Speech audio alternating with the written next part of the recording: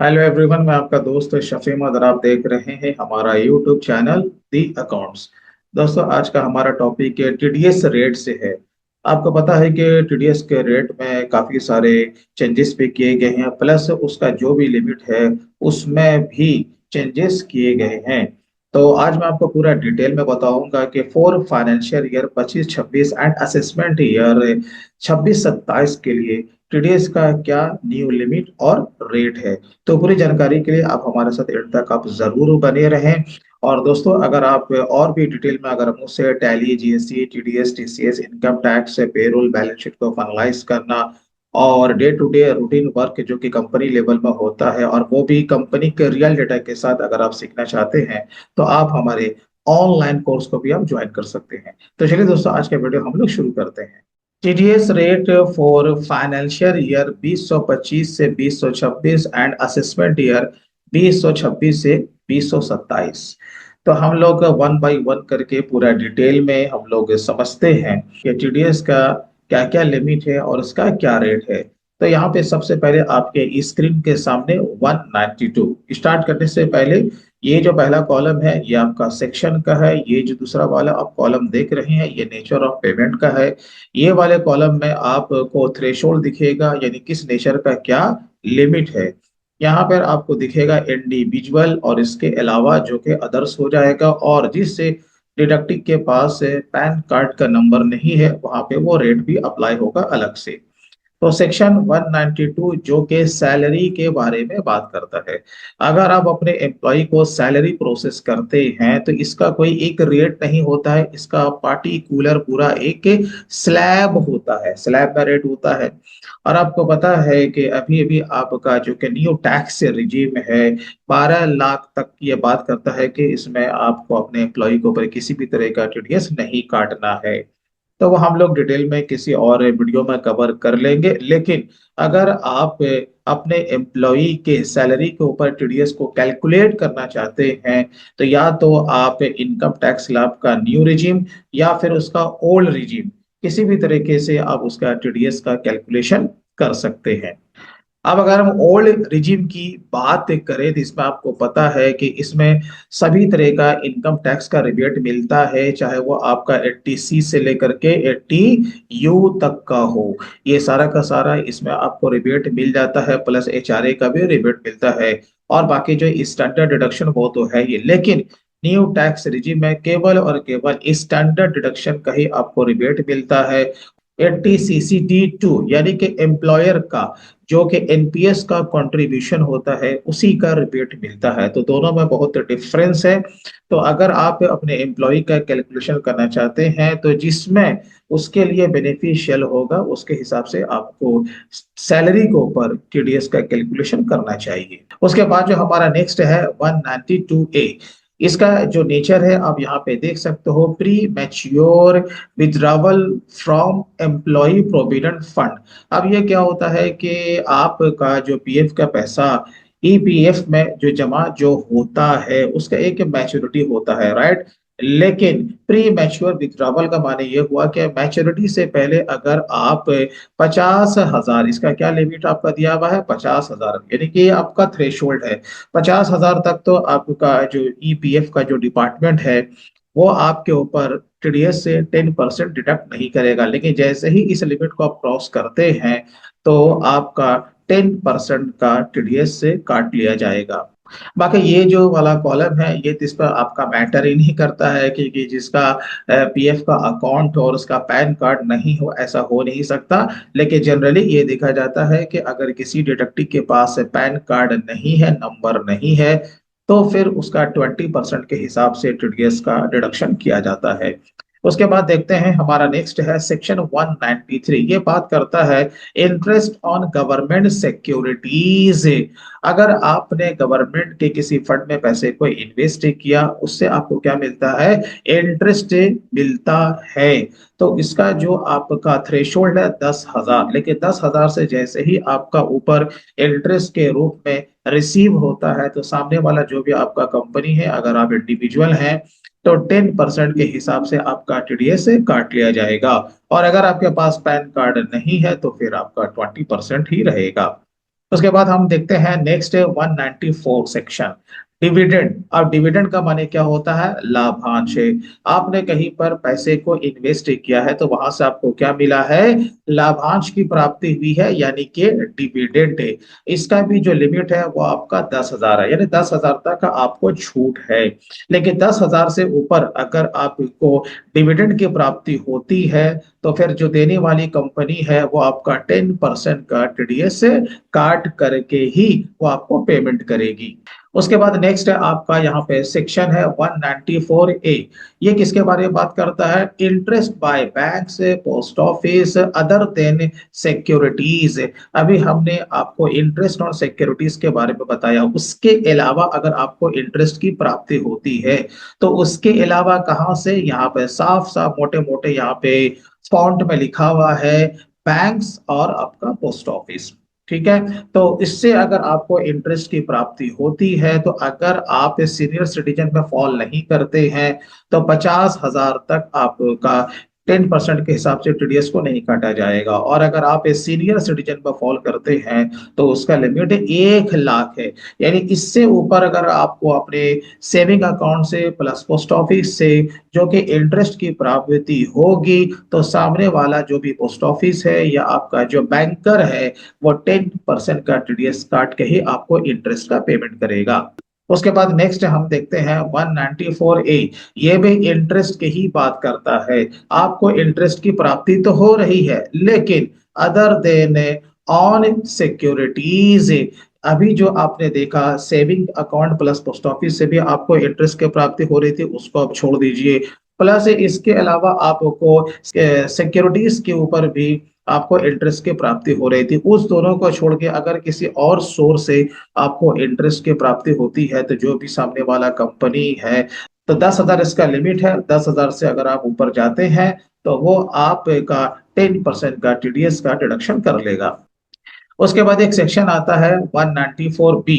ये किसके बारे में बात करता है? यहाँ पे नेचर आपके सामने, income by way of winning from lottery, crossword, puzzle games and other games of any any sort.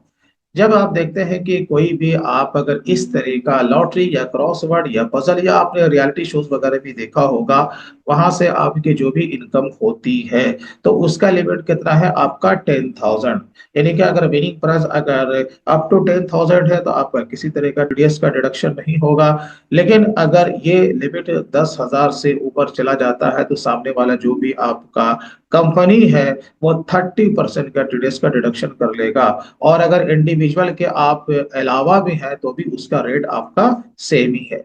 उसके बाद एक सेक्शन आता है 194BB, income by way of winning from horse race. ये भी उसी कैटेगरी में फॉल करता है लेकिन यहाँ पे नेचर आपका हॉर्स रेस आ गया है। इससे अगर आपको जो भी विनिंग प्राइस होता है अगर 10,000 से ऊपर अगर गया तो सामने वाला कंपनी, अगर आप इंडिविजुअल है तो भी आपका 30% के हिसाब से ही टीडीएस काटेगा। और अगर आप अदर है यानी कि आप किसी कंपनी से बिलोंग करते हैं तो भी आपका 30% टीडीएस से काटा जाएगा। उसके बाद एक सेक्शन आपका है 194C। ये इसका नेचर क्या है? Payment to contractor. मल्टीपल आपके नेचर के एक्सपेंस होते हैं जो कि 194C में फॉल करते हैं। फॉर एग्जाम्पल आप ट्रांसपोर्टेशन से जो काम लेते हैं वो आपका 194C में फॉल करता है। तो इसका यहाँ पे आप लिमिट देख सकते हो कि अगर एक बिल का वैल्यू 30,000 है, कितना है? अगर एक बिल का वैल्यू 30,000 या उससे ज्यादा का है, सामने वाला अगर इंडिविजुअल है तो आपको उसका 1% के हिसाब से टीडीएस का डिडक्शन करना है। और इसके अलावा है तो 2% के हिसाब से टीडीएस का डिडक्शन करना है। यहाँ पर आप देख सकते हैं एग्रीगेट पेमेंट 1 लाख के। अब ये क्या होता है? पूरे फाइनेंशियल ईयर में अगर 30,000 से छोटा छोटा बिल है लेकिन अगर पूरे साल में अगर 1 लाख का अगर आप पेमेंट करते हैं जो कि 194C को अट्रैक्ट करता है तो आपको क्या करना होगा? पेमेंट करने से पहले ही सामने वाला अगर इंडिविजुअल है तो 1% और अदर है तो 2% के हिसाब से आपको टीडीएस से काट लेना है। उसके बाद आपका सेक्शन आता है 194D, इसका यहाँ पर नेचर आप देख सकते हो, इंश्योरेंस कमीशन। अब यहाँ पर आपका ये लिमिट क्या है, 20,000। इंश्योरेंस सेक्टर में अगर आप काम करते हैं तो जो भी आपके इंश्योरेंस की कंपनी है उससे जो भी आपका कमीशन बनेगा, 20,000 इसका थ्रेशोल्ड है, यानी कि ये पूरे साल का है, राइट। अगर 20,000 से ज्यादा का आपका इंश्योरेंस का कमीशन बनता है तो सामने वाली कंपनी, अगर आप इंडिविजुअल है तो 5% का टीडीएस काट लेगी, और उसके अलावा है तो भी 5% का ही टीडीएस काटेगी। उसके बाद सेक्शन आता है 194 DA, maturity of A life insurance policy. आपने किसी कंपनी में इंश्योरेंस आपने अपना करा के रखा है, उसका मैच्योरिटी पूर गया है, उसके बाद आप क्या करते हैं, आप उसे विथड्रॉ करते हैं ना। हाँ जी, विथड्रॉ करते हैं। तो जो भी आपका इसका इनकम का जो फिगर होगा, जो भी आपका इन्वेस्टमेंट है उस पे नहीं, उसके ऊपर जो भी आपका इनकम होगा उसका लिमिट कितना है, 1 लाख रुपया है। 1 लाख तक तो आपका किसी भी तरह का कोई टीडीएस नहीं कटेगा, लेकिन 1 लाख से ज्यादा अगर उससे आपको इनकम होती है उस लाइफ इंश्योरेंस पॉलिसी से, तो ऑफ कोर्स अगर आप इंडिविजुअल हैं या अदर्स भी हैं तो 2% के हिसाब से आपका टीडीएस काट लिया जाएगा। उसके बाद एक आपका सेक्शन है 194G, यहाँ पर आप नेचर देख सकते हो, commission on sale of lottery ticket से। अगर आप लॉटरी के टिकट्स को आप सेल करते हो उसके ऊपर जो भी आपका कमीशन बनेगा, तो इसका भी यहाँ पर आप लिमिट को देख सकते हो कि 20,000 रुपया है। 20,000 के ऊपर का अगर आपको लॉटरी के सेल करने से कमीशन मिलता है तो जो भी कंपनी होगा, अगर आप इंडिविजुअल है तो भी आपका 2% के हिसाब से टीडीएस से काटा जाएगा, और अदर्स होंगे तो भी आपका 2% के हिसाब से ही टीडीएस से काट लिया जाएगा। उसके बाद आपका नेक्स्ट आता है 194H, ये बात करता है कमीशन और ब्रोकरेज के बारे में।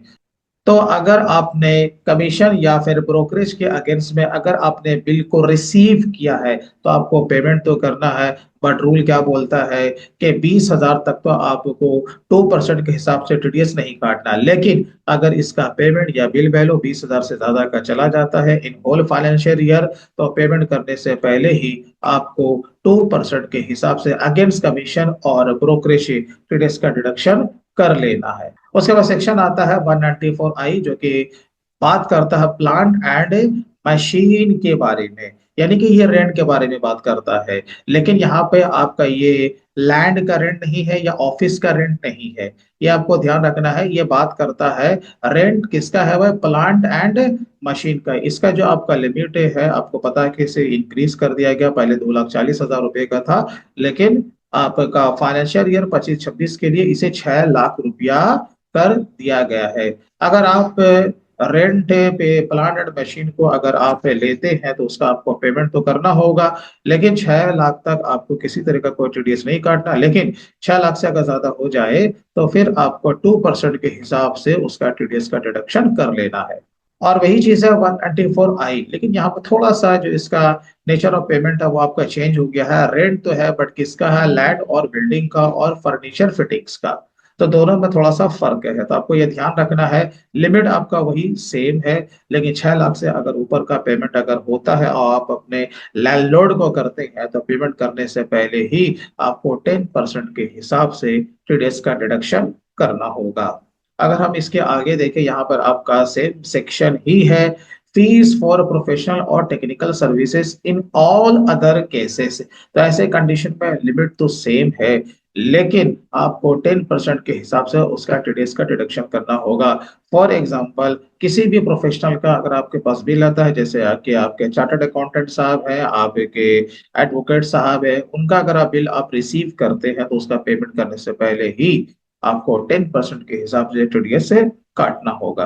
अब वाला बात करते हैं सेक्शन 194O, जो कि इसमें आपका फॉल करता है ई कॉमर्स सेल। आप अगर ई कॉमर्स से अगर आप जुड़े हुए हैं, अगर आप उससे 5 लाख यानी कि 5 लाख तक अगर आप उससे ट्रांजैक्शन कर लेते हैं, तो जो भी आपका ई कॉमर्स ऑपरेटर है वो क्या करेगा, आपको पेमेंट करने से पहले 0.01% का टीडीएस से काट लेगा।